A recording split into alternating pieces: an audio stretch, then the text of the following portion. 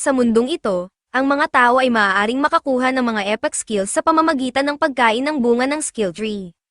Kung swerte ka, maaaring maging isang firebender ka o kaya'y isang sword saint. Ngunit sa kaso ni Light Underwood, ang nakuha lamang niya ay ang pagiging isang fruit master. Noong araw ng seremonya kung kailan dapat nilang matanggap ang kanilang mga skills, magkasamang naglalakad sina Light at ang matalik niyang kaibigan na si Lena Floria papunta sa simbahan. Punong-puno sila ng kasabikan habang pinag-uusapan kung anong mga skills ang kanilang maaaring makuha. Si Light ay matagal nang nangangarap maging isang adventurer, kaya't masaya na siya basta't makakuha ng anumang combat type skill. Samantalang si Lena naman, hindi masyadong alintana kung anong skill ang makukuha niya, ang mahalaga sa kanya ay makasama si Light sa anumang mangyayari.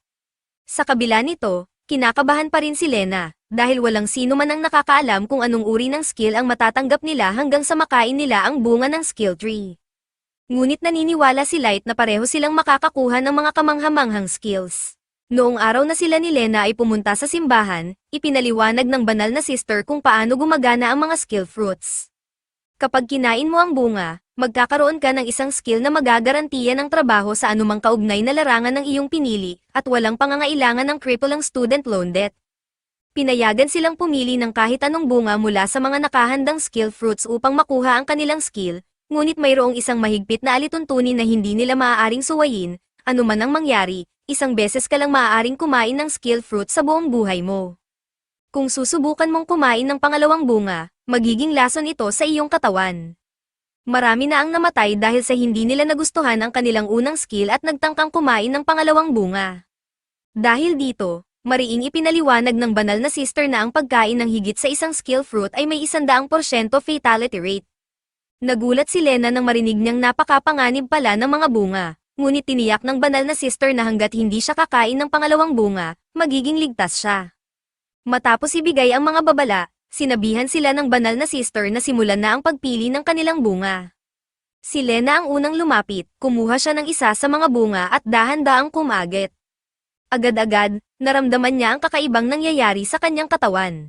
Nagkaroon ng nakakasilaw na liwanag, at biglang uminit ang katawan ni Lena. Napagtanto ng banal na sister na ito ang maalamat na sword saint skill. Napakabihira ng skill na ito kaya't hindi niya inasahan na makikita niya itong makuha ng sino man sa personal. Ngunit ngayon na opisyal ng isang sword saint si Lena, nakatakda siyang maging isa sa pinakamagagaling na adventurer sa buong bansa. Masayang masaya si Light para kay Lena, kaya't binati niya ito sa natanggap na kamanghamanghang skill. Ngunit ngayon ay siya na ang susunod, kaya lumapit siya sa altar upang pumili ng bunga para sa kanyang sarili. Alam niyang maliit ang tsansang makuha niya ang kasing gandang skill ng Sword Saint, ngunit umaasa pa rin siyang makakakuha ng disenteng combat skill upang makasama niya si Lena sa pakikipagsapalaran. Gayunpaman, nang kumagit siya sa bunga at naramdaman ang pag-agos ng skill sa kanyang katawan, nalungkot siya nang marinig na ang nakuha niya ay not ang master. Sinubukan ng banal na sister na magbigay ng suporta, ngunit sinabi niya na ang tanging laban na kakayanin ni Light ay ang paglaban sa mga peste sa bukid. Lubos na nadismaya si Light dahil tila nawasak ang pangarap niyang maging isang adventurer. Kaya't nagtanong siya kung maaari ba siyang kumuha ng isa pang bunga, ngunit pinaalalahanan siya ng banal na sister tungkol sa 100% fatality rate kaya't hindi niya ito pinayagang kumain pa ng isa. Sinubukan ni Lena na pasayahin si Light at sinabing mananatili na lang siya sa nayon upang tumulong sa pagpapalago ng mga prutas kasama siya. Hindi mahalaga kay Lena kung ano ang gagawin niya, basta't magkasama sila ni Light. Ngunit hindi tatanggapin ng banal na sister ang lahat ng pag-ibig at malasakit na ito. Ang Sword Saint skill ni Lena ay isang pambihirang biyaya na nagaganap lamang isang beses kada dekada, kaya't hindi niya hahayaang sayangin ito ni Lena sa pagiging isang magsasaka. Mariing iginiit ng banal na sister na dapat maging isang adventurer si Lena para sa kapakanan ng bansa. At higit pa rito, dadalhin niya si Lena sa Royal Capital agad-agad upang simulan ang kanyang pagsasanay doon. Wala si Lena ng lakas ng loob upang tumanggi sa utos ng banal na sister, kaya't wala siyang nagawa kundi magpasunod. Habang hinahatak siya papalayo, ipinangako niya kay Light na babalik siya balang araw. Lumipas ang 3 buwan mula noong araw na iyon, at sinisikap ni Light na gawing maayos ang kanyang buhay bilang isang magsasaka. Ginagamit niya ang kanyang kapangyarihan upang gawing malalaki at magaganda ang mga nuts. Kapag hinog na ang mga ito, ibinebenta niya ang mga ito sa bayan at kumikita. Hindi naman ganon kasama ang buhay niya, basta't pinipilit niyang itulak sa likod ng kanyang isipan ang mga mapanghimasok na alaala at emosyon. Sa araw na iyon, pumunta si Light sa bayan upang ibenta ang kanyang nuts. Gayunpaman, dahil maliit ang mga nuts niya, maliit din ang bayad na natatanggap niya. Habang pauwi na siya sa kanilang bahay, napansin niya ang isang poster na may balita tungkol kay Lena. Sa poster, nakasaad na si Lena ay napromote na sa S-rank sa loob lamang ng 3 buwan mula nang umalis siya sa Nayon. Napakaganda ng takbo ng kanyang buhay at napakaraming nararating. Bagamat masaya si Light para kay Lena, ang malaman kung gaano kaganda ang takbo ng buhay nito ay mas lalong nagpabigat sa pakiramdam niya. Naramdaman niyang isa siyang ganap na bigo, kahit pa alam niya sa sarili niyang wala siyang skill upang maging isang adventurer.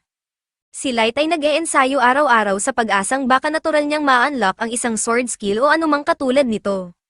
Paulit-ulit niyang hinahampas ang isang tuod ng puno, at naniniwala siyang kung kaya niyang hatiin ito gamit ang espada, magiging sapat ang kanyang lakas upang maging isang adventurer sa pamamagitan ng sariling pagsisikap. Gayunpaman, hindi laging nagbubunga ang pagsisikap, kaya't ang tanging nakuha niya mula sa lahat ng kanyang pagsasanay ay mga pasa sa kanyang mga pulso. Napahigi siya sa lupa, talunan, at sinimulang mag-isip kung naaalala pa kaya siya ni Lena. Nangako itong babalik para sa kanya, ngunit sa lahat ng kasikatan at kayamanang natamo nito, hindi na siya magugulat kung nakalimutan na ni Lena ang kanyang pangalan at mukha. Sa sandaling iyon, lumapit kay Light ang isang batang babae na nagngangalang Alo, dala ang isang baso ng tubig para sa kanya. Si Alo ay halos ulila na, at dahil ayaw siyang alagaan ng pinuno ng Nayon, basta na lang itong iniwan sa harapan ng bahay ni Light isang araw. Nakita ni Light na wala nang ibang mapupuntahan si Alo, kaya't nagpa siya siyang kupkupin ito. Simula noon, magkasama silang nanirahan. Sinabi ni Alo kay Light na tapos na siyang maghanda ng hapunan, kaya kung gusto niya, maaari na siyang pumasok upang kumain. Masayang pumayag si Light at agad pumasok, kinuha niya ang unang subo ng pagkain, at habang kumakain, tinanong siya ni Alo kung kumusta ang ani ngayong araw. Sinabi ni Light na maganda naman ang kita ngayong araw, lalo na't simula nang mag-focus siya sa pagtatanim ng mga skill fruits kamakailan. At, sa totoo lang, hiwalay na inilagay ni Light ang lahat ng skill fruits sa mga kahon na malinaw na may mga marka ng skull emojis. Pinagbabawalan niya si Alo na kainin ang mga iyon sa anumang sitwasyon. Hindi naisip ni Alo na delikado pala ang skill fruits kaya't napakakapaki-pakinabang ng babala ni Light, o mas tamang sabihin, sana'y naging kapaki-pakinabang ito isang oras na ang nakalipas, dahil ginamit ni Alo ang ilan sa mga iyon para gawing stew na kinakain nila ngayon. Biglang tumayo si Light, puno ng pagkabahala, at tinanong kung sigurado ba si Alo na gumamit siya ng skill fruits sa nilutong stew. Walang pagdududa, inamin ni Alo na oo, ginamit nga niya ang mga ito. Ayon sa sinabi ng banal na sister, ang pagkain ng pangalawang skill fruit ay tiyak na magdudulot ng kamatayan. Bigla na lang naramdaman ni Light na umiinit ang kanyang katawan. May matinding sakit siyang naramdaman sa kanyang dibdib kaya't inakala niyang ito na ang katapusan niya. Bumagsak siya sa sahig at, sa kanyang huling hininga, humingi ng tawad kay Alo dahil sa kanyang pagkakamali, ang umasa na maiintindihan ni Alo ang mga label kahit na hindi pa ito marunong magbasa. Ngunit habang nakahiga siya at hinihintay ang kanyang kamatayan, napansin ni Light na parang matagal na ang paghihintay na iyon. Naupo siya at, sa kanyang pagkagulat, napansin niyang maayos ang kanyang kalagayan. Wala siyang nararamdamang masama, napansin ni Alo ang nalilitong ekspresyon ni Light kaya tinanong siya kung ayos lang ba siya. Ito mismo ang dahilan ng pagkalito ni Light, kumain siya ng pangalawang skill fruit, na ayon sa lahat ng nalalaman niya ay dapat ay nagdala ng tiyak na kamatayan. Bigla na lang naramdaman ni Light ang matinding sakit ng ulo, kasabay ng pag-agos ng bagong kapangyarihan sa kanyang katawan. Sa parehong sandali, nakaramdam din si Alo ng matinding kirot sa kanyang katawan. Dahil kumain din siya ng stew, nangangahulugan itong magkakaroon din siya ng skill. Biglang napansin ni Alo ang mga salitang lumulutang sa harapan ni Light. Binasa niya ang impormasyon tungkol sa Nut Master skill ni Light. Bukod sa kakayahang magpatubo ng mga nuts, ang kanyang skill ay nagbibigay rin ng immunity laban sa lahat ng uri ng nut poisons. Nagulat si Light at tinanong si Alo kung paano niya nalaman iyon. Ipinaliwanag ni Alo na nakakakita siya ng mga salitang lumulutang sa ere, at napagtanto ni Light na malamang ay nakakuha si Alo ng isang uri ng appraisal skill. Patuloy na binasa ni Alo ang impormasyon ni Light at nalaman niyang mayroon na itong pangalawang skill. Sinabi niya kay Light na ngayon ay nagtataglay ito ng kakayahang tinatawag na Sword God. Ang Sword God skill ay lubos na nagpapataas ng lakas ng pag-atake ni Light kapag may hawak siyang espada, pati na rin ang kanyang magic resistance. Kung totoo ang sinabi ni Alo, maaaring ito na ang katuparan ng pangarap ni Light. Gusto niyang subukan ang kanyang bagong skill, kaya't agad siyang tumakbo palabas ng bahay, dala ang kanyang espada, at pumunta sa kagubatan upang kumpirmahin ito. Itinaas niya ang kanyang espada at, sa isang simpleng pag-swing, nahati niya ang tuod ng puno sa dalawa, pati na rin ang mas malaking puno sa likod nito. Sa puntong ito, ligtas nang sabihin na up na si Light. Kinabukasan, pumunta siya sa bayan upang magtungo sa guild at sa wakas ay maging isang adventurer. Punong-puno siya ng kasabikan dahil matagal na niyang pinapangarap na makapunta dito. Ang una niyang napansin ay ang notice board na puno ng mga bounty quests. Kapag matagumpay nilang natapos ang isang quest, maaari silang makabili ng bagong kagamitan at masarap na pagkain. Ngunit ang pera ay hindi lamang dahilan ng pagpunta ni Light sa guild ngayon. Gusto niyang malaman kung gaano kalaki ang maitutulong ng kanyang Sword God skill sa labanan, at kung maganda ang resulta, maaaring maging isang opisyal na adventurer na siya. Sinabihan niya si Alo na maupo muna sa isang bangko habang kinukuha niya ang isang quest sa front desk. Habang wala si Light, ginamit ni Alo ang kanyang appraisal skill upang suriin ang lahat ng tao sa loob ng guild. Namangha siya sa iba't ibang klase ng skills na mayroon ang mga tao, ngunit nagulat din siya kung gaano kabulok ang ilan sa mga ito, tulad ng isang lalaki na may self-damaging skill. Biglang may narinig na kaguluhan si Alo malapit sa front desk.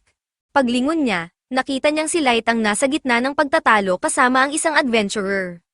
Nakilala ng lalaki si Light bilang taong nagbebenta ng mga nuts sa palengke, kaya tinawag niya itong talunan at sinabing walang puwang ang isang tulad niya sa guild. Gayunpaman, hindi pinansin ni Light ang lalaki, tumalikod lang siya at sinabi kay Alo na pwede na silang umalis. Nainsulto ang lalaki dahil binaliwala siya ni Light, kaya't ang normal niyang reaksyon ay ang atakehin si Light gamit ang kanyang espada. Ngunit dahil sa Sword God skill ni Light, napabuti rin ang kanyang reflexes. Sa isang iglap, madali niyang nablock ang pag-atake ng lalaki, na nagdulot ng pagkagulat sa lahat ng naroroon. Hindi alam ng lalaki na may kakayahan si Light na gawin iyon, kaya't buong intensyon niyang magtangka ng pagpatay sa araw na iyon. Ngunit nang makita ng mga kaibigan ng lalaki na kayang ipagtanggol ni Light ang sarili, pinilit nila si Jin na tumigil na lang at umalis, dahil hindi niya kayang manalo sa labanang iyon. Sinubukan ni Jin na gawing biro ang kanyang pagkagalit at nagkunwaring hindi naman talaga niya intensyong saktan si Light. Kaya't siya at ang kanyang mga kaibigan ay umalis sa guild upang simulan ang kanilang unang misyon. Ilang sandali lamang matapos iyon, umalis na rin sina Light at Alo dahil nakuha na ni Light ang kanilang quest.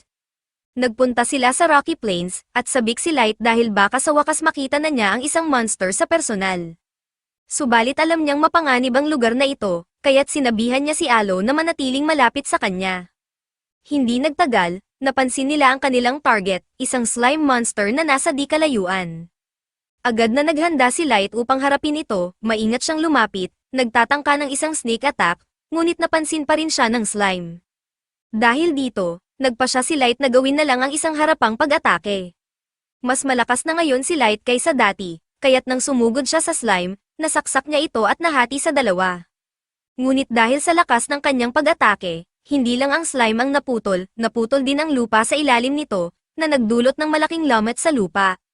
Masaya si Light na ang kanyang Sword God skill ay talagang kapaki-pakinabang sa labanan, ngunit napagtanto niyang kailangan niyang matutong kontrolin ang kanyang lakas upang maiwasan ang anumang karagdagang pinsala.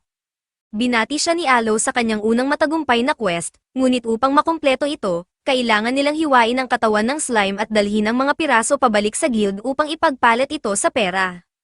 Sinabi ni Alo na medyo nakakaramdam siya ng guilt sa paghiwa ng katawan ng slime, ngunit ipinaalala ni Light sa kanya na makakabili sila ng pizza kapag naibenta na ang mga piraso nito.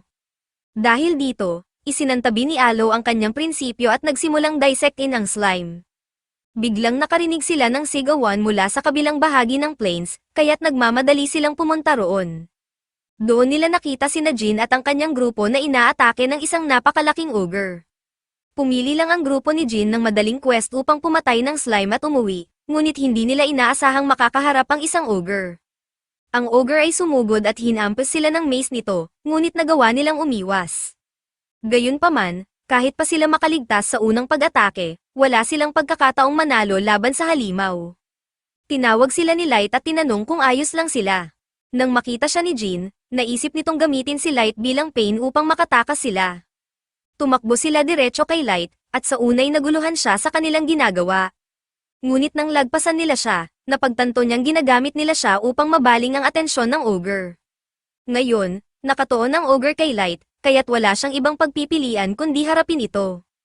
Para kay Light, ito ay isang magandang pagkakataon upang subukan ang hangganan ng kanyang bagong skill. Sumugod ang ogre at hinampas siya ng mace nito, ngunit mabilis siyang umilag. Gayunpaman, pinaalalahanan siya ni Aloe na ang kanyang sword god skill ay hindi nagpapataas ng kanyang defense, kaya't isang tama lang ay maaari siyang mamatay. Kahit na may banta ng kamatayan, tumanggi si Light na umatras mula sa laban. Nangako siyang magiging pinakadakilang adventurer sa mundo, at upang maabot ang layuning iyon, kailangan niyang harapin ang mga hamong tulad nito. Sanay na siya ngayon sa lakas ng kanyang katawan, kaya't tumalon siya sa ere. Nang tangkaing hampasin siya ng ogre, pinutol niya ang mace nito sa gitna. Sa kabila ng panganib, determinado si Light na abutin si Lena upang muling magkasama sila. Sa isang mabilis na galaw, ibinaba ni Light ang kanyang espada at nahati ang ogre sa dalawa. Nakita ito ng grupo ni Jean mula sa isang burol, na mangha sa kanyang lakas. Pagkalipas ng ilang sandali, bumalik si Light sa guild upang ipagpalit ang kanyang mga nakuha sa pera. Hindi makapaniwala ang receptionist na natalo ni Light ang isang ogre ng mag-isa. Bilang patunay, ipinakita niya ang sungay ng ogre na dinala niya, at dagdag pa, sinabi ng grupo ni Jean na nakita nila mismo ang nangyari. Sa wakas, naniwala ang receptionist at sinabing maghintay sandali upang kunin ang kanyang gantimpala. Habang naghihintay, nagpasalamat ang grupo ni Jean kay Light sa pagliligtas sa kanila. Biglang nagtipon ng isang karamihan sa harap ng guild, kaya tinanong ni Light kung ano ang nangyari. Ipinaalam ni Jean na dumating na ang S-rank party, ang grupong sinalihan ni Lena. Ito ang unang beses na nakita ni Light si Lena matapos ang 3 buwan. Agad na lumapit si Light kay Lena at sinubukang bumati, ngunit sa kanyang pagkabigla, ang tanging sagot ni Lena ay, "Hindi ko kilala ang lalaking ito." Lubos na nalungkot si Light at hindi makapaniwalang nakalimutan siya ni Lena matapos lamang ang 3 buwan.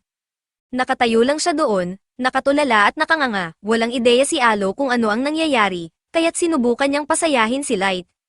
Sinabi niya na dapat silang magpizza, kahit labis na nalulungkot si Light, pumayag siyang dalhin si Aloe upang kumain ng pizza, pero halatang matamlay pa rin siya. Dahil dito, biniro siya ni Aloe na uubusin niya ang lahat ng pizza kung hindi agad magpapakalma si Light. Napagastos ng malaki si Light para sa pizza, kaya kahit masama ang loob niya kay Lena, hindi niya hahayaang masayang ito. Sa sobrang bilis niyang kumain, nabulunan siya, pero sa kabutihang palad, may nag-abot sa kanya ng isang baso ng tubig. Nang tignan niya kung sino ang tumulong, nagulat siya nang makita na ang tumulong ay si Lena. Malapit na siyang sumigaw ng pangalan nito, ngunit tinakpan ni Lena ang kanyang bibig at sinabihang tumahimik dahil baka marinig sila ni Bruce. Umupo si Lena sa kanilang mesa, at ipinakilala ni Aloe ang sarili niya dahil ito ang unang pagkakataon na nakita niya si Lena. Magtatanong sana si Lena kung paano naging adventurer si Light sa loob lamang ng 3 buwan, ngunit nauna si Light na magtanong kung ano ang ginagawa ni Lena doon.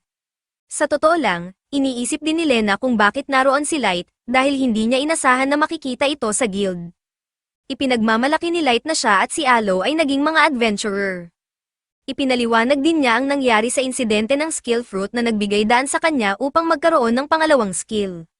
Mukhang masaya si Lena para kay Light, dahil nangangahulugan itong maaari na niyang matupad ang kanyang pangarap. Pagkatapos, tinanong ni Light si Lena kung kumusta ang karanasan nito sa S-rank party na Sacred. Ngunit base sa ekspresyon ni Lena, hindi ito mukhang masaya. Ipinaliwanag niya na pinilit lang siyang makipaglaban kasama ang mga hindi niya kilalang tao na pinili ng banal na sister. Maganda ang bayad, ngunit ang samahan ay, mas toxic pa kaysa sa Call of Duty lobby. Pinayuhan ni Lena si Light na iwasan ang Sacred kung gusto niyang mag-enjoy sa pagiging adventurer. Hindi pa rin maintindihan ni Light kung bakit masama ang Sacred dahil ang dami niyang narinig na magagandang bagay tungkol sa grupo. Ngunit naalala ni Lena ang isang insidente 2 buwan na ang nakalipas, nang ang kanilang grupo ay lumaban sa isang higanteng serpent. Ang mga serpent ay mahina sa apoy, kaya inutusan ni Gross ang mage na gamitin ang kanyang fire magic upang talunin ito. Gayunpaman, sumobra ang ginawa ng mage at nasunog pati ang isang kalapit na sakahan. Nang sinubukan ni Lena na sabihin ito kay Gross upang magawa nila ang paraan upang pigilan ang sunog, walang pakialam si Gross. Ayon sa kanya, ang trabaho nila ay patayin ang serpent, at nagawa na nila iyon, kaya walang dahilan upang mag-alala tungkol sa walang kwentang bagay, tulad ng collateral damage. Sinubukan din ni Lena na ipaliwanag ang sitwasyon sa banal na sister, ngunit mas lalo lang itong nawalan ng malasakit kaysa kay Gross. Hindi mahalaga kung gaano karaming ari-arian ang masira o kung ilang mga magsasaka ang mamatay, basta't maalala sila ng kasaysayan bilang mga bayani.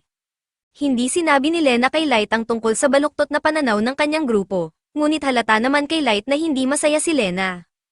Kaya't inanyayahan niya itong sumama sa kanila ni Alo kung gusto nito.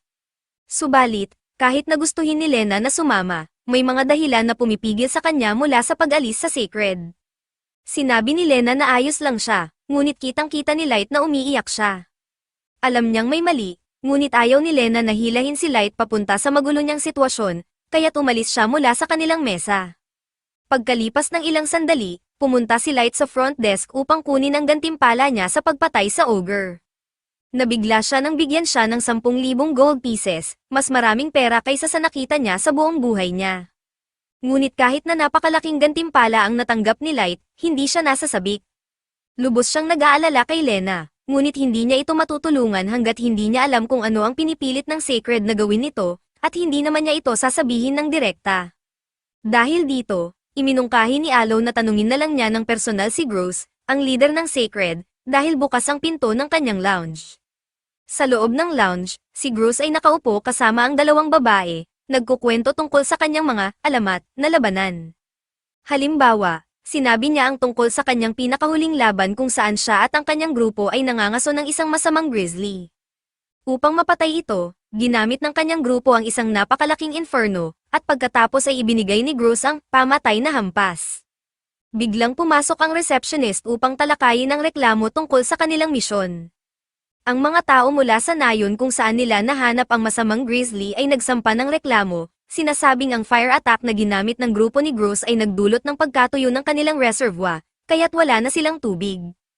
Agad na binaliwala ni Gross ang reklamo at nagbigay ng palusot, sinasabing normal lang ang collateral damage kapag nakikipaglaban sa malalakas na halimaw.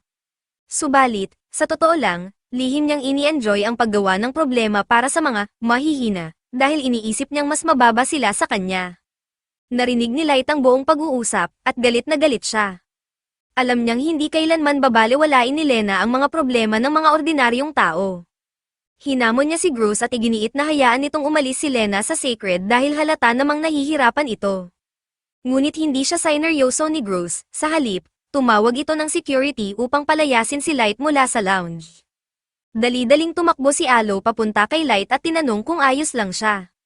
Sinabi ni Light na maayos siya, ngunit binalaan siya ng ibang adventurers na masama ang ideya ng pag-antagonize kay Gross.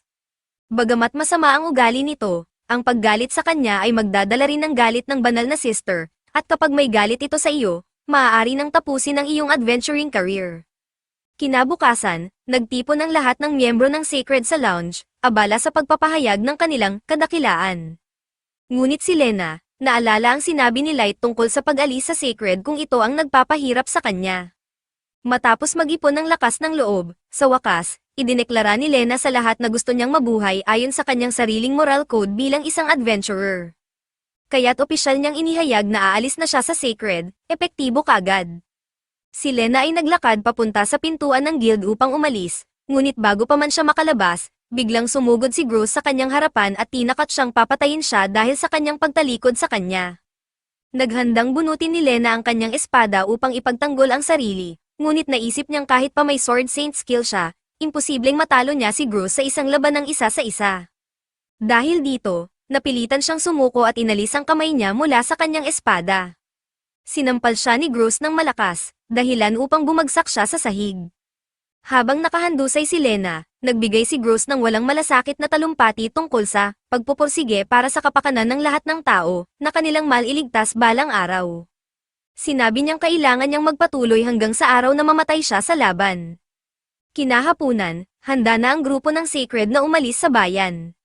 Si Lena ay nag-resign na sa kanyang tadhana, handang mamuhay bilang alipin ni Gross. Gayunpaman, habang palabas sila ng bayan, hinaranggan ni Light ang kanilang daraanan. Tinanong ni Gross kung bakit nandoon si Light, at buong tapang na idineklara ni Light na naroon siya upang bawiin ang kanyang kaibigan. Sinabi niya kay Lena na sila ni Alo ay maghahanap ng mga halimaw at gusto nilang sumama siya sa kanila. Paalala niya kay Lena ang pangako nilang dalawa na magiging mga adventurer ng magkasama, at sinabi niyang nais niyang tuparin ang pangakong iyon. Naalala ni Lena ang kanilang pangako, at gustong-gusto niyang sumama kay Light. Ngunit wala siyang lakas ng loob upang labanan si Gross. Kaya't nagmakaawa siya kay Light na umalis na lang upang hindi ito masaktan. Nang tanggihan ni Lena ang alok ni Light, tinangka ni Gross na paalisin ito, ngunit hindi pa rin sumusuko si Light. Sa halip, hinamon niya si Gross sa isang duel para sa kalayaan ni Lena. Noong una, tinanggihan ni Gross ang laban dahil wala siyang dahilan upang labanan ang isang walang kwentang tao.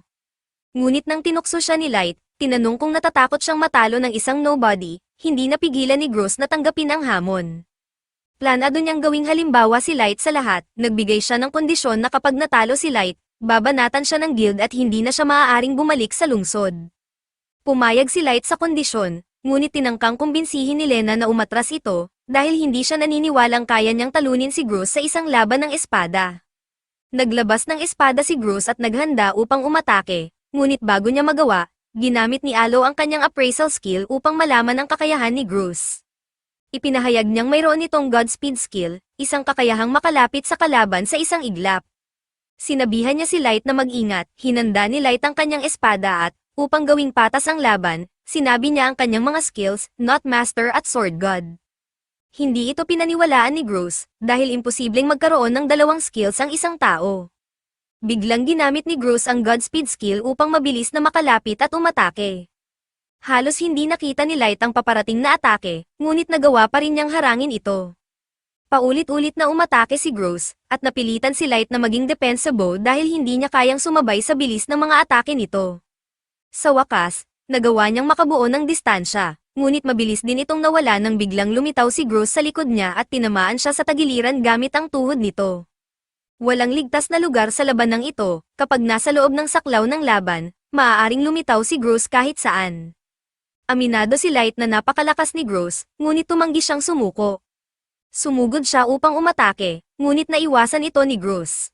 Habang nawala ng balanse si Light, winasak ni Gross ang kanyang espada, halos tinapos na ang laban.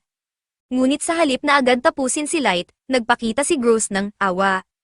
Sinabi niyang papatawarin niya si Light kung ipapangako ni Lena ang kanyang walang hanggang katapatan sa kanya. Gayunpaman, sinabi ni Light kay Lena na huwag mag-alala, dahil makakahanap siya ng paraan upang manalo sa laban. Bagamat hanggang ngayon ay natatalo siya, hindi pa siya sumusuko. Ngunit nagpa siya si Lena na magtiwala kay Light, naniniwala siyang kaya niyang manalo sa labanang ito, anuman ang mangyari. Naiinis na si Gross sa patuloy na, kawalang galang, kaya't nagplano siyang tapusin si Light sa susunod niyang atake. Samantala, wala pa ring espada si Light, tumingin siya sa paligid para sa isang pansamantalang pamalit at nagpa siya siyang hiramin ang wallet ng isa sa mga manunood. Inisip ni Gross na iniinsulto siya ni Light, at sa isang banda, tama siya, dahil pwede namang hiramin ni Light ang espada ni Lena. Pero buo ang tiwala ni Light na kaya niyang talunin si Gross gamit lamang ang wallet. Tiningnan ni Light ang wallet at inisip itong parang isang espada, pagkatapos ay naghanda para sa mga atake ni Gross. Sa mga naunang bahagi ng laban, nahuhuli si Light dahil patuloy siyang tumitingin sa galaw ni Gross. Ngunit sa pagkakataong ito, nagpa siya siyang sundin ang agos ng laban at umatake kapag tama ang panahon. Salamat sa pagbabago ng diskarte ni Light, mabilis na nakareaksyon ang kanyang katawan. Nang pumasok si Gross sa saklaw ng atake, ginamit ni Light ang wallet upang hampasin si Gross sa mukha ng napakalakas, dahilan upang tumilapon ito sa pader ng ladrilyo. Bumagsak si Gross, walang malay, kaya opisyal nang nanalo si Light sa kanilang duel. Upang tiyaking malinaw ang punto, humarap si Light sa iba pang miyembro ng Sacred at sinabing kung susubukan nilang gambalain si Lena muli, sila ang haharapin niya. Pagkatapos, tumingin siya kay Lena at sinabing malaya na siya. Muli niyang inanyayahan si Lena na sumali sa kanyang grupo, at masayang tinanggap ito ni Lena. Lumipas ang isang linggo mula sa laban ni Light kay Gross, at hindi gaanong nagbago ang buhay niya. Patuloy pa rin siyang nagtatanim ng mga nuts, ngunit ngayon ay kasama na niya si Lena, kaya't mas masaya siya. Nagluto si Lena ng tanghalian para sa lahat, at habang kumakain sila, tinanong niya si Light tungkol sa mga sugat na natamo nito sa laban kay Gross. Sinabi ni Light na maayos na ang pakiramdam niya at maaari na siyang sumama kay Lena sa mga misyon. Dapat sanay ito na ang katuparan ng kanyang pangarap, ngunit may isang problema, madalas silang padalhan ng bisita mula sa banal na sister. Sa nakaraang linggo, patuloy siyang pinipilit na magtungo si Lena upang talakayin ang desisyon nitong umalis sa Sacred. Ngunit sinabi ni Lena na wala silang kailangang pag-usapan dahil hindi na magbabago ang isip niya. Dahil galit na ngayon ang banal na sister sa kanila, target na sila nito. Sa tuwing pumupunta sila sa guild upang pumili ng misyon, tanging ang mga pinakamasamang trabaho ang iniaalok sa kanila, tulad ng pagpatay sa mga daga sa imburnal. Napakaliit ng bayad sa mga trabahong ito, kaya't magiging mahirap ang kanilang sitwasyon sa pananalapi. Gayunpaman, hindi ito alintana ni Lena, masaya siya dahil nagagawa nilang makatulong sa mga tao, tulad ng pag-aayos ng mga sirang bahay, paglilinis ng mga imburnal, o paghahanap ng nawawalang pusa. Sa pagtatapos ng araw, kumita lamang sila ng 100 coins, hindi sapat para sa 3 pizza. Ngunit kahit mababa ang bayad, mas masaya si Lena ngayon dahil natutulungan niya ang mga tao, at si Light naman ay nag-e-enjoy na tulad ng dati.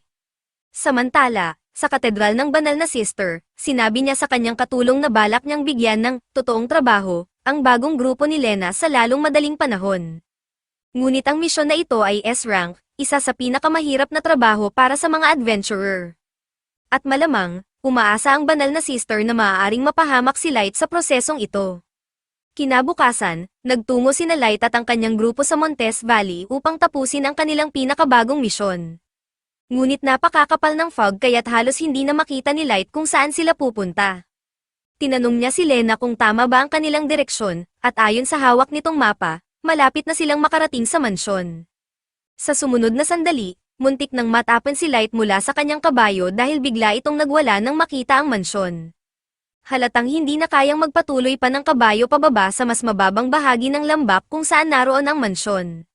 Mas maaga noong araw na iyon, habang papasok sina Light at ang kanyang grupo sa guild upang pumili ng kanilang susunod na misyon, naghihintay ang receptionist para sa kanila. May dala siyang isang espesyal na misyon at hiniling na tanggapin nila ito dahil kailangang maresolba ito agad para sa kaligtasan ng lahat. Ngunit kakaunti lamang ang impormasyon tungkol sa misyon, ni hindi niya alam kung ano ang sanhi ng mga pangyayari.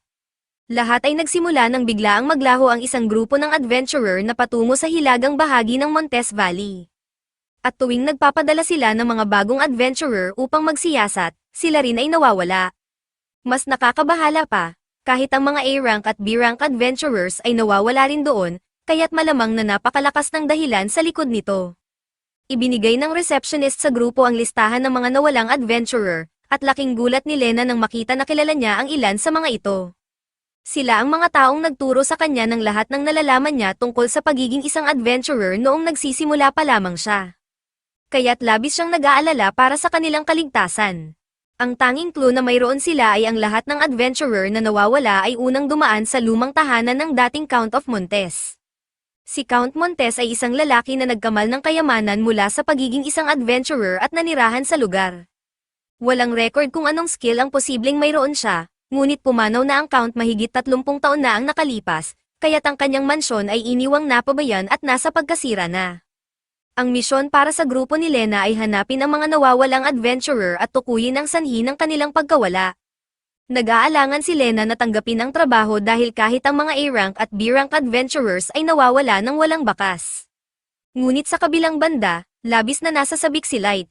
Matagal na niyang gustong bumisita sa Montes Valley, at ang trabahong ito ay magbibigay din sa kanila ng disenteng gantimpala. Pati si Alo ay sumang-ayon, dahil nangangahulugan ito ng mas maraming pizza para sa kanya. Habang binanggit ng receptionist ang mga detalye ng misyon, napansin lang niya ngayon si Alo sa grupo at nagtaka kung ano ang ginagawa ng bata roon. Tinanong ng receptionist si Light kung talagang balak niyang isama si Alo sa misyon. Ipinaliwanag ni Light na si Alo ay isang napaka-maaasahang appraiser, kaya mahalagang sumama siya sa kanila sa mga misyon. Ngunit lalo lamang itong nagdulot ng higit pang tanong mula sa receptionist, dahil karaniwan, ang mga bata tulad ni Alo ay hindi pa dapat nagkakaroon ng mga skills. Ipinaliwanag ni Light na aksidente lang na nak-a ni Alo ang isang skill fruit kamakailan, ngunit hindi naman ito namatay o nagkaroon ng problema, kaya't ayos lang. Sa sinabi niya, nagsimula na ang grupo na magtungo sa Montes Valley, na nagdala sa kanila pabalik sa kasalukuyang pangyayari. Habang umaakyat sila sa gilid ng bundok, napansin ni Light kung gaano kalalim ang bangin sa ibaba. Binalaan niya si Aloy na mag-ingat ng mabuti, nang makita ang laki ng mansyon, hindi makapaniwala si Light na may sino man na kayang makapagpatayo ng ganoong kalaking bahay mula lamang sa pagiging isang adventurer. Ngunit para kay Lena, hindi ito katakataka, dahil kahit ilang buwan pa lang siya bilang isang adventurer, nakapag-ipon na siya ng sapat na pera upang makabili ng bahay. Napaisip si Light, at ngayon, mas lalo niyang gustong magpatayo ng isang napakalaking bahay tulad nito upang mapalago ang kanyang mga nuts at makapag-ensayo ng walang sagabal. Sa kabilang banda, na-excite si Aloy at sinabi niyang gusto niyang magpatayo ng candy house para sa sarili niya. Ngunit sa sobrang kasiyahan, nakalimutan niya ang pagiging maingat. Tumalon siya sa gilid ng bangin, ngunit sa kanyang paglapag, gumuho ang gilid ng bato at siya ay nahulog. Sa kabutihang palad, mabilis ang reaksyon ni Light at nagawa niyang hawakan ang kamay ni Aloy, ngunit nahulog din siya sa bangin. Sinubukan ni Lena na hilahin sila pabalik, ngunit nadamay rin siya, kaya't silang lahat ay nahulog. Habang bumabagsak, napagtanto ni Light na kailangan niyang gumawa ng paraan bago sila tuluyang bumagsak ng malakas. Kinuha niya ang kanyang espada at ginamit ito upang hamampas sa hangin, na nagdulot ng sapat na presyon upang pabagalin ang kanilang pagbaba. Salamat dito, ligtas silang nakalapag sa lupa, gayunpaman, kahit ligtas na sila sa pagbagsak, hindi pa rin sila ligtas. Napansin ni Lena at Aloy na napapaligiran sila ng mga halimaw. Hindi nag-alala si Light, tiyak na kaya niyang harapin anuman ang mga ito. Sumugod siya at hinati ang isa sa mga halimaw sa dalawa gamit ang kanyang espada. Tama si Light, madaling talunin ang mga halimaw, ngunit napansin ni Lena at Aloy na kakaiba ang mga halimaw na ito. Sa pagbanggit nila nito, huminto si Light upang suriing mabuti ang mga halimaw. Sa kanyang pagkabigla, napagtanto niyang ang mga ito ay dating mga adventurer. Ginamit ni Aloy ang kanyang appraisal skill at ipinaalam sa lahat na ang mga adventurer ay naging undead matapos makagat. Bukod dito, nananatili pa rin ang kanilang mga skills mula noong sila ay buhay, kaya't binalaan niya sina Light at Lena na mag-ingat sa pagharap sa kanila. Si Light naman ay nasa gitna ng isang malaking moral na dilema. Hindi niya matanggap na ang halimaw na inaasam-asam niyang labanan ay dating tao tulad niya. Sa sobrang pagka-distract niya, muntik na siyang makagat ng isa sa mga undead. Sa kabutihang palad, dumating si Lena upang iligtas siya, hinati ang halimaw sa dalawa. Naiintindihan ni Lena kung bakit nag-aalangan si Light na labanan ang mga undead, ngunit alam niyang kailangan nilang magpatuloy upang matupad ang kanilang misyon. Ngunit, sa parehong pagkakataon, tungkulin nila bilang adventurer na bigyan ng katahimikan ang kanilang dating mga kasama. Naiintindihan ni Light ang sinasabi ni Lena, kaya't pumayag siyang lumaban. Gayunpaman, sa ngayon, kailangan muna nilang umatras papasok sa mansyon dahil may posibilidad na may mga nakaligtas sa loob. Sa kasamaang palad, pagpasok nila sa pintuan ng mansyon, mas maraming undead adventurer ang natagpuan nila sa loob. Agad na tumakbo si Lena sa unahan upang linisin ang daan, mabilis na hinahati ang mga undead gamit ang kanyang espada. Napahanga si Light sa kaalaman ni Lena sa mga halimaw dahil binabago nito ang estratehiya ng atake depende sa uri ng kalaban. Ang mga undead na mukhang tao pa rin ay maaaring patayin sa pamamagitan ng pagsaksak sa kanilang puso, habang ang mga mukhang kalansay ay kailangang sirain ang kanilang gulugod. Nangangailangan ito ng mataas na antas ng kasanayan para makapagbigay ng ganoong klaseng eksaktong atake. Bagamat mas malakas ang Sword God skill ni Light kaysa sa Sword Saint skill ni Lena, halata pa rin na mas bihasa si Lena sa labanan. Ngunit kahit na hindi kasing husay ni Lena, hindi ibig sabihin nito na mananatili na lang si Light sa tabi at hayaan siyang gawin ang lahat ng trabaho. Kaya't dinukot niya ang kanyang espada at sumugod din sa mga undead. Sinimulan niyang hiwain ang mga ito, at mahusay naman siyang lumalaban. Gayunpaman, nakalimutan ni Light na si Aloy ay walang kakayahan sa pakikipaglaban, kaya't nang lumayo siya, naiwan si Aloy na walang proteksyon. Isang undead ang sumulpot sa likuran niya at muntik na siyang tamaan. Ngunit bago ito mangyari, mabilis na sumugod si Lena at sinaksak ang undead sa siwang ng armor nito, agad itong napatay sa isang atake. Pagkatapos maglaho ng undead, tinanong ni Lena si Aloy kung ayos lang siya. Agad namang pinuri ni Aloy si Lena dahil sa pagiging cool nito, dahilan upang medyo ma-flatter si Lena. Ngunit hindi niya kayang hayaang maging kampante, ang maliit na pagkakamaling iyon ni Light ay maaaring naging sanhi ng buhay ni Aloy.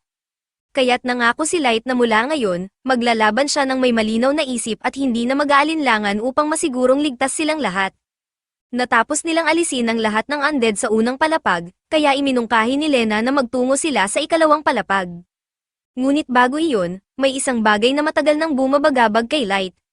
Ang misyon ay ipinadala sila upang hanapin ang 18 nawawalang adventurer. Kahit pa naging undead ang mga ito, napansin nilang mas marami na silang napatay kaysa sa 18. Ang tanging paliwanag ay mayroong napakaraming undead na naroroon bago pa man sila dumating. Ngunit hindi makatwiran na bigla na lamang mag-spawn ang napakaraming undead sa mansyon na ito. Habang umaakyat sila sa hagdanan, napansin ni Light ang isang pintura ni Count Montes. May isang bagay na nakakakilabot tungkol dito, ngunit higit na nakakatakot ang tunog ng isang batang babae na sumasayaw sa loob ng kastilyo at mukhang sabik na sa mga masasayang paraan upang patayin si Light. Habang tumatakbo silang tatlo sa pasilyo, biglang lumitaw ang isang undead at sinubukang umatake sa kanila. Ngunit bago ito makakagat ng sinuman, mabilis na pinugutan ito ni Light. Napuksa nila ang unang undead, ngunit marami pang darating. Mukhang marami pang trabaho ang kailangan nilang gawin. Napansin ni Light at Lena na ang mga undead sa ikalawang palapag ay mukhang mas organisado. Mukhang gumagamit ang mga ito ng estratehiya, tulad ng pag-set up ng ambush. Sinabi ni Light kay Aloe na i-scan ang mga undead upang malaman kung may makukuhang kapaki-pakinabang na impormasyon. Ginawa ni Aloe ang iniutos at natuklasan niyang ang mga undead ay tamed, kaya't may isang tao na naguutos sa kanila na umatake. Biglang napansin ni Light ang maraming mga sinulid na konektado sa lahat ng undead. Matapos ding suriin ni Aloe ang mga ito, nalaman niyang ginagamit ang mga sinulid upang magpadala ng magic power sa mga undead. Ibig sabihin, kung sino man ang nasa likod nito ay nasa kabilang dulo ng mga sinulid na iyon. Sinundan nila ang mga sinulid at napadpad sila sa isang pinto kung saan nagtatapos ang lahat ng mga sinulid. Sinabi ni Light sa lahat na maghanda dahil hindi nila alam kung anong uri ng panganib ang naghihintay sa kanila sa loob. Nang buksan ni Light ang pinto, tumambad sa kanila ang isang bakanteng ballroom. Biglang lumitaw ang batang babae na nasa likod ng lahat ng ito. Noong una, natuwa si Light na sa wakas ay may nakita siyang buhay na tao, ngunit napansin niyang hindi mukhang pala kaibigan ang babae. Ginamit ni Aloe ang kanyang appraisal skill sa batang babae at nalaman niyang ang kanyang pangalan ay Drana, at ang kanyang skill ay necromancy. Kaya niyang kontrolin ang mga patay at gamitin ang kanilang mga natatanging kakayahan bilang kanya. Nainis si Drana dahil ang kanyang skill ay basta na lang tinukoy, kaya't nag-isip siyang unahin si Aloe at alisin ito dahil sa galit. Bago pa man may mangyari, tinanong ni Light si Drana kung ipinadala ba siya ng guild sa isang misyon, dahil kung ganoon, walang dahilan upang sila'y maglaban. Ngunit itinanggi iyon ni Drana at sinabing ang tanging dahilan niya para naroon ay upang patayin si Light. Hindi maintindihan ni Light kung bakit gusto siyang patayin ni Drana, dahil hindi pa niya ito nakikita kailanman. Sinabi ni Drana na wala naman siyang personal na galit kay Light. Inutusan lang siyang patayin ito, kaya gagawin niya ang utos. Tinanong ni Light kung sino ang nagbigay ng utos, at maaaring hindi, isang tiyak na Holy Sister ang nasa likod nito. Ngunit tumanggi si Drana na kumpirmahin ang anumang bagay. Anuman ang totoo, malinaw na ang layunin ni Drana ay patayin si Light. Tila pinatay niya ang lahat ng mga adventurer upang akitin si Light sa mansyon na ito. Napansin din ni Lena na kakaiba ang necromancy skill ni Drana, dahil hindi pa niya naririnig ang ganitong makapangyarihang kakayahan. Ngunit wala siyang oras upang mag-isip tungkol dito dahil sinimulan na ni Drana ang kanyang pag-atake. Habang nagtutulungan sina Light at Lena, hindi ganoon kahirap harapin ang mga undead, ngunit wala si Drana kahit anong interes kay Lena. Kaya't ginamit niya ang kanyang kapangyarihan upang itaboy si Lena palayo kay Light at pinapunta siya sa laban kontra sa undead versions ng kanyang mga mentor, sina Bor at Sheila. Nagulat at nanlumo si Lena nang malaman niyang namatay ang kanyang mga mentor sa mansyong ito. Sandaling siyang na-stun sa tindi ng lungkot, ngunit sumigaw si Aloe upang bigyan siya ng babala na mas mapanganib ang dalawang ito kumpara sa ibang undead. Napanatili ni Bor at Sheila ang kontrol sa kanilang mga skills. Si Bor ay may kakayahang brow claws na nagpapataas ng bilis at lakas ng kanyang atake, habang si Sheila ay makakagawa ng mirror image upang makapag-atake ng maraming beses.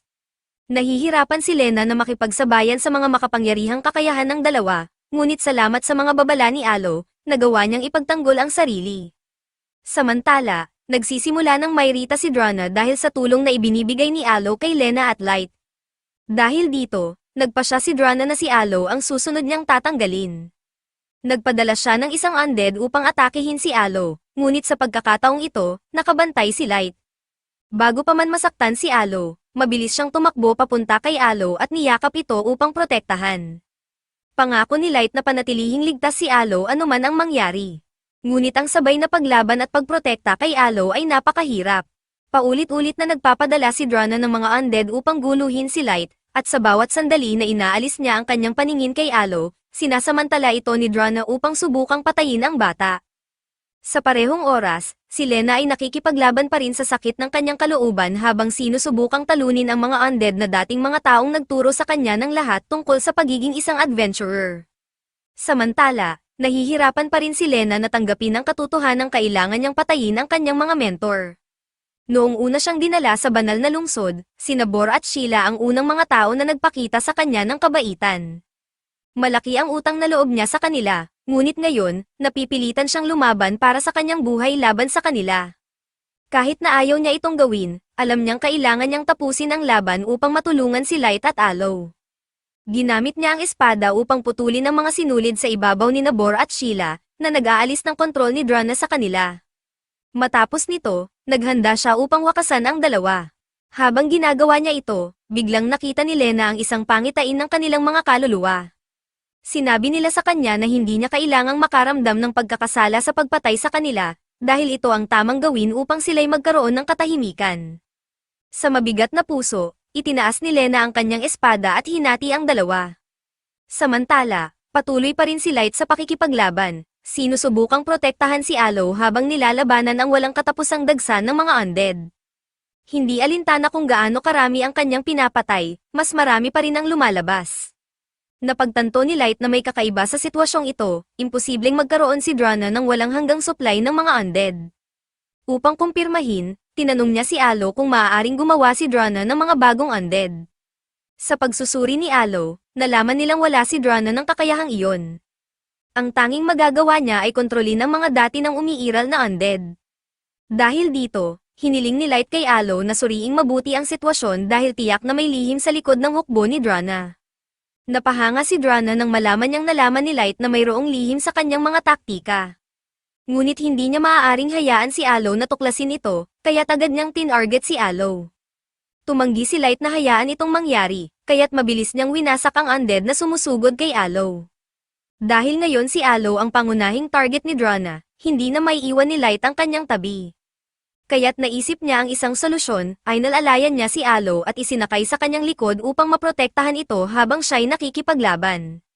Sa ganitong paraan, maaari siyang lumaban ng buong lakas habang tinitiyak ang kaligtasan ni Alo. Tinanong ni Light si Alo kung kaya ba niyang alamin kung bakit patuloy na lumilitaw ang mga undead. Ngunit dahil sa patuloy na paggalaw ng mga ito, nahihirapan ang kanyang appraisal skill na tumutok sa isang bagay upang makakuha ng mas malawak na pananaw. Upang bigyan si Alo ng mas magandang pagkakataon, tumalon si Light sa ere at kumapit sa isang chandelier. Ginamit ni Alo ang pagkakataong iyon upang simulang i-scan ang lahat ng mga undead para sa anumang kakaibang aktibidad. Ngunit habang nakabitin si Light, nagsisimula ng sumakit ang kanyang braso, kaya't sinabihan niya si Alo na bilisan ito. Sa wakas, nalaman ni Alo ang dahilan kung bakit napakaraming undead sa mansyon na ito. Ipinaalam niya kay Light na mayroong isang zombie sa likuran na may kakayahang mag-summon ng mga undead. At hindi lang ito basta-bastang zombie, ito mismo si Count Montes. Hindi natuwa si Drana nang malaman niyang malapit na nilang matuklasan ang kanyang lihim. Kaya't sinubukan niyang patayin sila habang nakabitin pa si Light sa kisame. Nagpadala siya ng isang Soul Reaper upang atakehin sila. Matapos itong maska ni Alo, binalaan niya si Light na ang isang tama mula sa side ng Soul Reaper ay maaaring gawing undead si Light. Hindi nila kayang magkamali, kaya't napilitan si Light na tumalon pababa upang maiwasan ang atake. Sa wakas, nalaman nila kung bakit napakaraming undead sa lugar na ito. Ang Soul Reaper ang siyang nagpalit sa mga adventurer na pumunta dito upang magsiyasat. Pinuri ni Drana ang grupo sa pagtuklas ng katotohanan, ngunit ipinaliwanag niyang ang Soul Reaper ay orihinal na pag-aari ni Count Montes. Ironical, isang bayani na kasing dakila ni Count Montes ay naging biktima ng sarili niyang Soul Reaper. At nang sino man sa mga adventurer ang pumunta sa mansyon upang magsiyasat, sila rin ay ginawang undead. Kaya't malinaw na kung paano nagsimula ang lahat ng ito. Hindi pa rin maintindihan ni Light kung bakit pinili ni Count Montes na mag-summon ng isang halimaw tulad ng Soul Reaper sa simula pa lang. Ang kawalan niya ng ideya ay lalong ikinagalit ni Drana, kaya tinawag siyang isang inosenteng bata. Tinanong ni Light kung ano ang ibig niyang sabihin, at bilang sagot, ipinaliwanag ni Drana ang tungkol sa Tabu Skills. Ito ang mga skills na kinamumuhian ng mundo sa simpleng pagkakaroon lamang ng mga ito. Ang summon skill ni Count Montes ay isa sa mga ito. Noong una, pinuri siya ng mga tao bilang isang bayani na may napakalakas na kakayahan. Ngunit nang lumaon, naging sobrang up ng kanyang skill kaya't nagsimulang mag-alala ang gobyerno at ang mga tao na baka dumating ang araw na maging kontrabida siya. Dahil sa takot, sinimulan nilang i-ostracize siya at inakusahan pa ng kasinungalingang pagtataksil. Sa kalaunan, ito mismo ang nagtulak kay Count Montes papunta sa kanyang villain arc. Paulit-ulit siyang tinarget ng mga asasin ng gobyerno. Kaya't isang araw, nagpasya siyang kung mamamatay siya, hihilahin niya ang lahat kasama niya. Dito niya ginamit ang kanyang lihim na kayamanan at sinummon ang Soul Reaper. Nagulat si Light sa narinig, hindi niya akalain na magagawa ng guild ang ganitong kasuklam-suklam na bagay, tulad ng pagpapadala ng mga assassin laban kay Count Montes. Ngunit tapos na ang usapan para kay Drana, gusto na niyang ituloy ang kanilang laban. Ang mansyong ito ay tila isang pangarap para sa kanya, dahil wala nang ibang lugar na may ganitong karaming undead. Dagdag pa, gamit ang kanyang necromancy skill sa isang summon user, maaari siyang walang katapusang mag-summon ng mga patay. Habang inihahanda ni Light ang kanyang espada upang harapin si Drana muli, napaisip siya sa sinabi nito tungkol sa takot ng mga tao kay Count Montes dahil sa kanyang napakalakas na skill. Napagtanto ni Light na maaari ding mangyari ito sa kanya, dahil ang kanyang Nutmaster skill ay teknikal na magpapahintulot sa kanya na makakuha ng walang hanggang bilang ng mga skills. Kung malaman ng mga tao ang tungkol dito, tiyak na ituturing din siyang isang kontrabida balang araw. Bagamat nababahala siya sa posibleng mangyari sa hinaharap, alam niyang hindi niya pwedeng ituon dito ang pansin ngayon. Ang mahalaga ay maprotektahan niya si Alo at ipagpatuloy ang laban. Sa ganitong layunin, napansin ni Light ang isang bagay habang inoobserbahan ang mga undead ni Drana. Mukhang ginagamit ni Drana ang kanyang necromancy upang magtalaga ng mga target at mga pamamaraan ng pag-atake para sa undead. Kinumpirma ito ni Alo, na nagsabing ang mga undead sa ilalim ng kontrol ni Drana ay inuulit lamang ang parehong mga atake hanggang mabigyan sila ng bagong utos. Naisip ni Light ang isang plano upang samantalahin ito. Habang pinapadala ni Drana ang mga undead upang atakihin siya, naghanda si Light ng isang counterattack. Gayunpaman, ang atake na iyon ay isang diversion lamang. Bigla niyang kinansela ang kanyang atake at tumalon sa ere upang bigyan si Lena ng pagkakataon na umatake. Nagulat si Drana sa biglaang pagbabago ng plano, sinubukan niyang baguhin ang target ng Soul Reaper upang atakehin si Lena, ngunit huli na ang lahat. Bago pa siya makapag-react, nahati na ni Lena ang Soul Reaper sa isang mabilis na atake. Ngayon na napuksa na ang Soul Reaper, ang natitira na lamang ay si Count Montes. Alam ni Light na kailangang wakasan ang kontrol ni Drana sa kanya upang mapigilan ang karagdagang pag-summon ng mga undead. Ngunit habang nasa bingit ng pagkatalo, naging desperado si Drana. Bago tuluyang maglaho ang katawan ni Montes, ginamit niya ang kanyang skill upang pilitin itong i-summon ang pinakamalakas na halimaw, ang kanyang ultimate monster. At walang duda, hindi ito magiging maganda para kay Light at sa kanyang grupo. Naghanda sina Light at Lena para sa anumang paparating, ngunit sa kanilang pagkasindak, isang wicked dragon ang nasummon. Laking tuwa ni Drana na gumana ang kanyang summon spell. Ngunit hindi niya naisip na ang dragon ay hindi isang undead, kaya't wala siyang kontrol dito. Sa isang iglap, tinamaan siya ng buntot ng dragon at tumilapon sa malayo.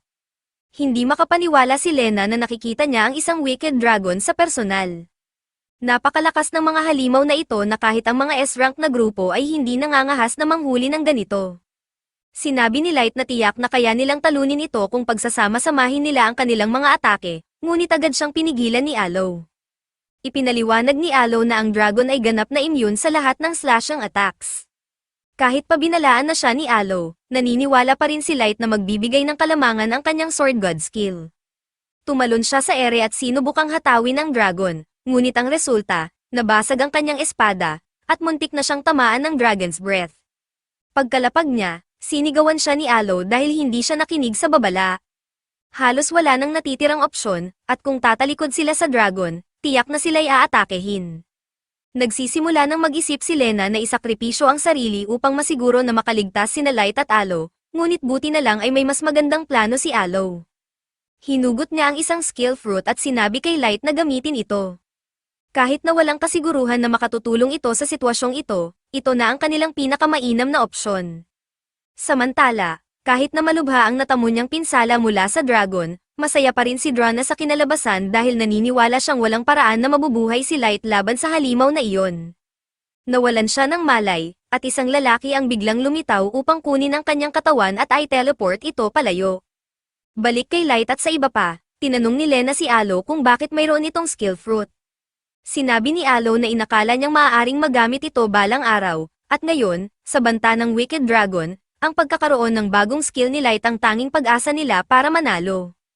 Hindi makapaniwala si Lena na seryoso si Light sa pagkain ng isa pang skill fruit, ngunit sinabi ni Light na dapat naman siyang ligtas dahil immune siya sa lason nito. Kahit na ganoon, nananatiling nag-aalala si Lena dahil walang ideya kung anong uri ng skill ang maaaring makuha ni Light. Hindi nila alam kung anong mangyayari, pero may posibilidad na ang bagong skill ni Light ay makasagabal sa kanyang Sword God skill. Ngunit kahit na delikado, alam nilang mamamatay silang lahat kung wala siyang gagawin. Kumagit si Light sa skill fruit, at nagsimulang mag-init ang kanyang katawan habang nagkakaroon siya ng bagong skill. Bumagsak siya sa sahig habang nararamdaman ang epekto nito. Samantala, inatake ng dragon, kaya't napilitang ipagtanggol ni Lena si Light hanggang sa makabangon ito.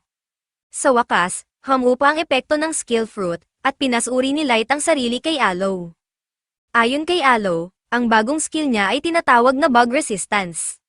Nadismaya si Light at tinanong kung ang skill na ito ay maaaring magklasipika sa Wicked Dragon bilang bug, ngunit ipinaliwanag ni Alo na ang bug resistance ay epektibo lamang laban sa totoong mga insekto. Ang positibong bagay, hindi na kailanman magiging problema ang mga lamok para kay Light. Ngunit hindi ito makakatulong sa kanilang kasalukuyang sitwasyon. Patuloy na sinisikap ni Lena na pigilan ang dragon, ngunit hindi na siya tatagal pa. Dahil dito, humiling si Light ng 2 skill fruits mula kay Alo ng sabay-sabay. Nag-alinlangan si Alo, dahil walang nakakaalam kung ano ang maaaring mangyari sa katawan ni Light kapag kumain ng 2 ng sabay. Ngunit iniisip ni Light na kinakailangan ito para madagdagan ang tsansa niyang makakuha ng isang kapaki-pakinabang na skill. Kumagit si Light sa 2 skill fruits, ngunit lalo lamang siyang nadismaya. Ang una niyang skill ay tinatawag na Cat Charmer, na nagdudulot lamang na magustuhan siya ng mga pusa. Ang ikalawang skill ay Weapon Durability Boost, ngunit wala nang gamit ito ngayon dahil sira na ang kanyang espada. Dagdag pa, ang pagkain ng 2 skill fruits ng sabay ay nagdulot ng masamang epekto sa kanyang katawan. Kung hindi siya makakakuha ng maayos na skill sa susunod na subok, hindi na siya makakagalaw. Samantala, halos mawalan na ng lakas si Lena, at sa kanyang susunod na atake, nabasag ang kanyang espada. Tinamaan siya ng buntot ng dragon at tumilapon sa pader, dahilan upang mawalan siya ng kakayahang lumaban. Nakita ito ni Light, kaya't kumagit siya ng isa pang skill fruit sa pag-asang makakakuha ng tamang skill. Sa wakas, nakakuha siya ng isang kapaki-pakinabang na skill. Habang papalapit ang dragon kay Lena, binato ni Light ng bato ang mukha nito upang makuha ang atensyon nito. Nang nakatuon na ang dragon sa kanya, naghanda si Light upang gamitin ang kanyang bagong skill. Tinanong ni Lena si Alo kung anong skill ang nakuha ni Light. Sinabi ni Alo na ito ay tinatawag na Sleep Pixie, na nagbibigay kay Light ng kakayahang magkontrol ng isang pixie na maaaring magpatulog sa mga nakalanghap ng pixie dust. Ginamit ni Light ang Sleep Pixie upang atakehin ang dragon, ngunit masyadong malakas ang halimaw at nananatiling gising. Napansin ni Light na ang pixie dust ay hindi sapat ang lakas mula sa malayo. Ayon kay Alo, ang pixie ay maaari lamang lumipad ng hanggang 2 metro mula kay Light. Kaya't kailangan niyang lumapit sa mukha ng dragon. Nagkaroon siya ng ideya, kinuha niya ang kanyang sira ng espada, ginamit ang Sword God skill, at inihagis ito sa kisame upang pabagsakin ang bubong. Habang bumabagsak ang mga piraso ng bubong, ginamit niya ang mga ito bilang mga hakbang upang makarating sa mukha ng dragon. Sa puntong iyon, pinalabas niya muli ang pixie dust, at sa wakas, napatulog niya ang dragon. Ngayon na hindi na sila maaaring atakehin ng halimaw, sinabi ni Light na kailangan nilang magmadaling lumabas dahil guguho na ang mansyon. Pagkalabas nila, bumagsak ang buong gusali, tinanong ni Lena si Light kung ayos lang siya matapos kumain ng napakaraming skill fruits. Sinabi ni Light na ayos lang siya, dahil ayaw niyang mag-alala si Lena. Ngunit halatang hirap siyang huminga, kaya't mukhang hindi ganap na maayos ang kanyang kalagayan. Habang bumabalik sila sa bayan sakay ng kanilang mga kabayo, pilit na nilalabanan ni Light ang kawalan ng malay. Sa oras na makarating sila sa tarangkahan ng lungsod, tuluyan ng bumigay ang kanyang katawan at nawalan siya ng malay. Samantala, dinala ng lalaking may kapasidrana pabalik sa banal na sister. Bago siya umalis, tinanong siya ng banal na sister kung ano ang kanyang opinyon kay Light matapos siyang especially iya. Sinabi ng lalaki na mas malakas si Light kaysa sa inaasahan niya, lalo na't natalo niya ang isang wicked dragon. Gayunpaman, hindi niya nakikita si Light bilang isang banta sa plano ng banal na sister, hindi inasahan ng banal na sister ang ganitong antas ng lakas mula kay Light, ang ipinakita niyang lakas ay katumbas ng lakas ng isang prior, at tila may kakaibang espesyal sa kanya, ngunit anuman ang dahilan, mayroon siyang malalaking plano para kay Light sa nalalapit na hinaharap. Matapos ang matinding expedition, nagkaroon na rin ng oras si Aya para asikasuhin ang garden, habang si Lena naman ay nagpalipas ng oras para sa isang nararapat na mahabang paliligo. Pagkatapos nito, nagtulungan ang dalawa upang maghanda ng tanghalian. Nakalimutan ni Lena na diligan ang mga halaman, ngunit pinaalala sa kanya ng cybergirl na nagawa na niya ito. Sa pagmamalaki, sinabi ni Lena na mahusay ang kanyang kaibigan sa pamamahala kahit wala si Light, at sigurado siyang magiging proud din ito. Habang iniisip nila ang minamahal na Master of Fruits, biglang lumitaw ang imahe nito sa langit. Sa hindi inaasahang pagkakataon, dumating mismo si Light, at nilinaw niya na hindi pa siya patay. Kaagad-agad, hinayla siya ng mga babae pabalik sa kama, kung saan siya dapat magpahinga upang tuluyang gumaling. Kahit na natulog siya ng 2 magkasunod na araw, hindi pa rin nila maaaring pabayaan ang kanyang kondisyon. Habang inilalagay muli ang pasyente sa kama, napansin ni Lena na bumaba na ang kanyang lagnat, ngunit hindi ibig sabihin nito ay pwede na silang magpakakampante.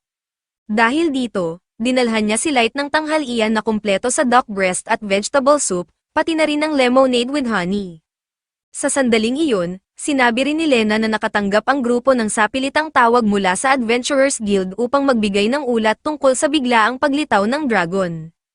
Nais sanang sumama ni Light, ngunit mariing sinabi ni Aya na kailangan niyang magpahinga. Pagdating nila sa guild, ang babaeng kasama mula sa Luceria ay sinabihan na dadalhin sila sa conference room makalipas ang 2 oras. Naiinis si Lena sa mahabang paghihintay, lalo't sila ang mismong pinatawag. Ipinaliwanag ng receptionist na abala ang mga opisyal sa kasalukuyan. Dagdag pa rito, sinabi rin na hindi makakapasok si Aya sa conference room dahil hindi pa siya opisyal na nakarehistro bilang isang adventurer. Gayunpaman, humiling si Lena na irehistro agad ang kanyang kasamahan. Agad namang inabot ng clerk ang isang form na kailangang sagutan. Sa mga sandaling iyon, napansin nila na ang ibang adventurers sa paligid ay nagbibigay ng mapanghusgang tingin kay Aya dahil isa lamang siyang bata na nagrerehistro sa guild. Dahil dito, naitanong ni Aya sa sarili kung karapat-dapat ba talaga siyang naroon. Hindi tulad ng iba, wala siyang mga astig na kagamitan. Ipinaalala ni Lena na mataas ang skill assessment ng kanyang partner, ngunit alam niya rin na para sa mga bata, mas mahalaga ang mukhang cool kaysa sa pagkakaroon ng kapaki-pakinabang na abilidad. Sa isip na iyon, inimbitahan niya si Aya na mamili, lalo't may oras pa naman silang maghintay. Sinabi ni Aya na wala siyang pera para doon, ngunit pinakalma siya ni Lena at sinabi na huwag siyang mag-alala dahil parang maliit na kapatid na niya ito. Iginiit ni Lena na siya na ang bahala sa pagbili ng kagamitan para kay Aya. Samantala, si Light naman ay naiwan sa bahay at halos mamatay na sa pagkabagot. Balik sa mga babae, bumili muna sila ng ice cream habang naglalakad, at na-excite si Aya sa ideyang mag-show shopping silang dalawa. Sa dami ng tindahan sa kalsada, namangha ang bata at biglang tumakbo papunta sa isang tindahang tinatawag na Super Lopso. Sa totoo lang, inisip ni Lena na mukhang puro peke ang paninda doon, pero hindi iyon alintana ng bata at mabilis itong pumasok. Sinundan siya ni Lena at sinabing mas mabuting pumunta sila sa isang hindi mukhang kaina-hinalang tindahan. Ngunit nang suriin ni Aya gamit ang kanyang skill ang isang item na nakadisplay, natuklasan niyang ito ay isang rough diamond. Gayunpaman, tinutulan ng may-ari ng tindahan ang pahayag ng bata, sinabing imposibleng isang rough diamond iyon dahil walang gustong bumili ng ganoong bagay. Bago pa matapos ang sinasabi ng may-ari, naglabas si Lena ng ilang gintong barya at binili ang piraso. Sa labas ng tindahan, gumawa siya ng kwintas para sa kanyang kaibigan gamit ang diamante bilang pendant. Pagkatapos noon, pumunta ang dalawa sa tailor shop Rainbow Robes kung saan inalok sila ng shopkeeper na subukan ang kanyang mga pinakabagong likha. Agad na sinabi ni Lena na naghahanap lang siya ng damit para sa bata, ngunit nauwi siyang hinatak papasok sa fitting room at halos napilitan na subukan ang mga inirekomendang damit. Dahil dito, lumabas si Lena na nakasuot ng pinakamagarbo at kakaibang mga damit, ang ilan ay tila masyado ng sobra para sa kanyang edad. Sa pagod sa paulit-ulit na pagsukat ng mga damit, lumuhad si Lena at pasiga na sinabi na ang dahilan ng pagpunta niya ay upang bumili ng damit para kay Aya. Doon lang naintindihan ng may-ari ng shop ang gusto ng kliyente at nag-alok ng isang cat-eared outfit para sa bata. Halos pabulong, inamin ni Aya na iba ang hinahanap niya. Hinikayat ni Lena ang kanyang kaibigan na sabihin ng malakas at malinaw ang gusto niya, dahil makakatulong ito upang mapaunlad ang kanyang kumpiyansa. Ipinaliwanag ni Lena na mahalaga si Aya sa grupo ng Luxuria, at kailangan niyang kumilos na parang ganoon. Sa wakas, mas kumpiyansang sinabi ni Aya sa shopkeeper na gusto niyang maging katulad ni Lena at magsuot ng mga astig na damit na magpapakita na isa siyang tunay na adventurer. Kalaunan, bumalik ang dalawa sa guild at tinawag na sila papunta sa conference room. Sa pagkakataong ito, nakasuot na si Aya ng kanyang bagong damit at mas maganda ang pakiramdam niya tungkol dito. Samantala, si Light ay abala sa paggawa ng push-ups upang malabanan ang pagkabagot. Ngunit bigla siyang sinampal ng sleep fairy, na nagsabing dapat siyang bumalik sa kama. Ipinaliwanag ni Light na 2 araw lang siyang gumagawa nito, ngunit hinatak pa rin siya ng fairy pabalik sa kama at pinilit siyang manatili roon. Hindi kumbinsido, inisip niya na sa mga sandaling ito, malamang ay tumatanggap na ng mataas na papuri ang kanyang mga kaibigan para sa pagtalo sa masamang dragon, habang siya naman ay nakikinig sa lektura ng mga 3 cm fairies. Gayunpaman, hindi sumuko ang binata at nagpasya siyang pumunta sa guild. Samantala, ang mga miyembro ng Luxuria ay inihatid sa lugar ng pagpupulong. Binigyang diin ng receptionist ang kahalagahan ng presensya ni Lena, na masayang tumulong sa usaping ito. Kasabay nito, naisip ni Lena na hindi niya balak basta-basta ibigay ang lahat ng impormasyon at umalis na lang, lalo na tinanggap niya ang imbitasyon upang tuklasin ang pinagmulan ni Dirtina, na tila may kinalaman sa pagtatangka na patayin siya at ang kanyang mga kaibigan. Bukod pa rito, tanging ang Adventurers Guild lang ang nakakaalam na patungo ang kanilang grupo sa Count's Mansion, kaya't posibleng may kinalaman ang mga nakatataas na nag-hire sa Luceria. Dahil dito, napagpasyahan niyang banggitin ang mga salitang Draw at Black Squad upang obserbahan kung paano magre-react ang mga tao sa pagpupulong. Di nagtagal, dumating sina Lena at Aya sa conference room, kung saan naghihintay ang mga miyembro ng 4 secretaries at ang pagdating ng Sword Saint Harem. Nabanggit ng isang lalaki ang tungkol sa mga taong ito, kaya tinanong ni Aya kung ano ang ibig sabihin ng 4 secretaries. Ipinaliwanag ng receptionist na sila ang 4 na pangunahing departamento ng guild.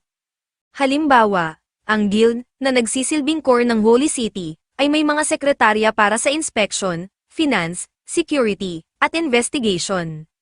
Ang mga pinuno ng bawat departamento ay naroon sa pagpupulong. Sa madaling salita, ang pinaka-impluwensyal na miyembro ng organisasyong ito ay naroon din. Ang Flower Hat pinuno ng investigation, responsable para sa pag-aaral ng monster ecology at density research. Tiger Beard pinuno ng security, in charge sa pagpapanatili ng pampublikong kaayusan. Groundkeeper Chief Financial Officer, na namamahala sa mga gantimpala at lahat ng bagay na may kinalaman sa pera. Ang huling nasa listahan ay ang taong responsable sa pagpapanatili ng kaayusan sa buong guild, ang Chief Inspector, Holy Sister. Binanggit ng Holy Sister na mahusay ang nagawa ni Lena sa lumang mansion ni Count Monty, at natutuwa siyang nasa mabuting kalagayan ang adventurer. Sa totoo lang, mas gugustuhin ni Lena na hindi na muling makita ang babaeng ito, ngunit nais niyang makita kung paano ito magre-react sa kanilang usapan. Tinanong ni Aya ang receptionist tungkol sa Holy Sister, at ipinaliwanag nito na siya ang pinakamataas na opisyal sa Inspection Secretariat, higit pa sa ibang departamento, kaya't siya ang pinakamaimpluwensyang tao sa guild. Naging mausisa si Aya kung anong klaseng kakayahan ang taglay ng isang taong may ganoong posisyon, ngunit ang sagot sa kanya ay nagdulot lamang ng pagkalito.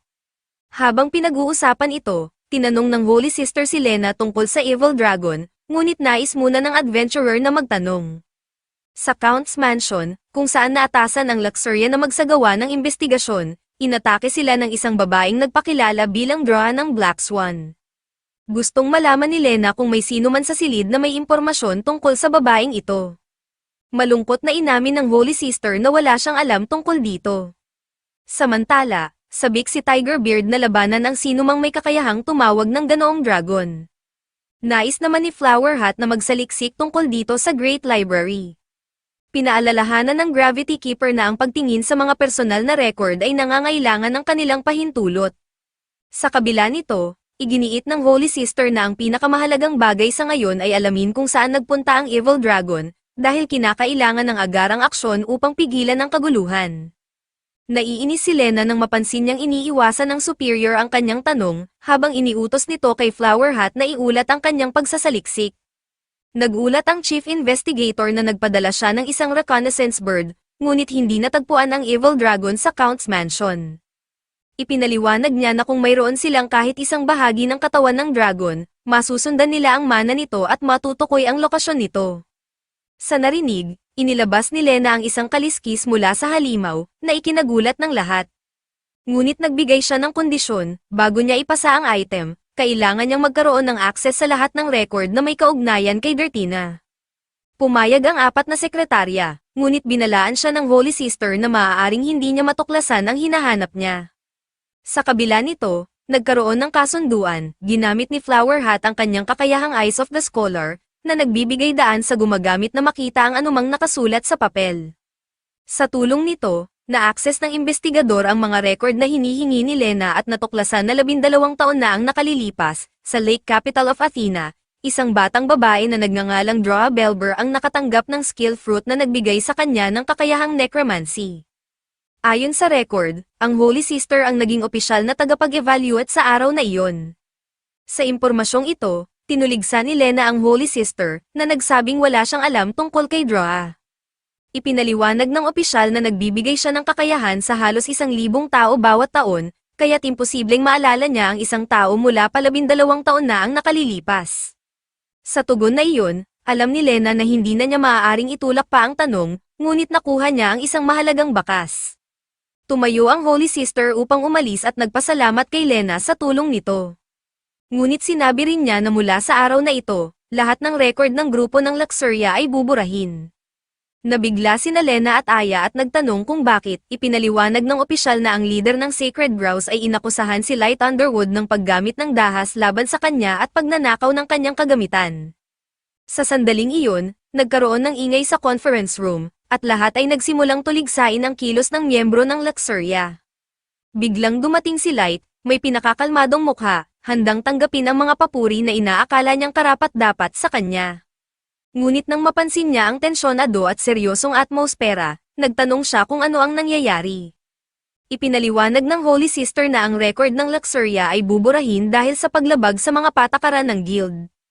Walang pakialam na sumagot si Light, kahit ano, dahil para sa kanya, nakarehistro man o hindi, ang tatlo pa rin sila ang bumubuo ng grupo at magpapatuloy bilang ganoon.